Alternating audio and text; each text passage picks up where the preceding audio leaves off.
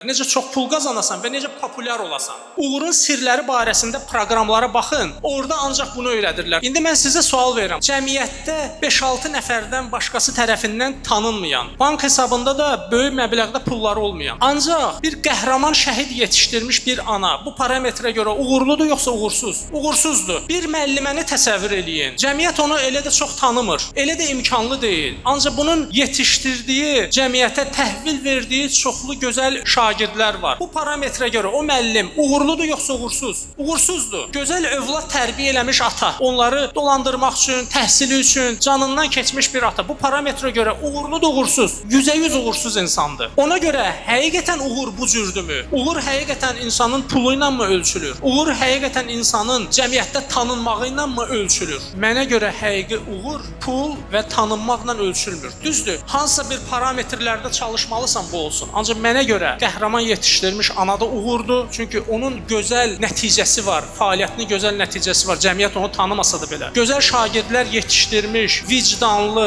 ləyaqətli müəllim də uğurludur və çox uğurludur. Cəmiyyət tərəfindən ola bilsin dəyər verilməyən bir yazıçı da uğurludur. Sadəcə olaraq bu xalqı sevib onlar üçün çalışdığına görə. Əsəri ola bilsin oxunmur. Uğur mövzusuna bizim baxışımızı dəyişmək lazımdır. Elə olanda ana öz etdiyi o fədakarlıqdan narahat olmayacaq. Müəllim bu cür uğurun maddi təqdimatının fonunda özünü natamam hiss eləməyəcək. Bu önəmli bir mövzudur. Bunun üzərində mütləq olaraq durmaq lazımdır.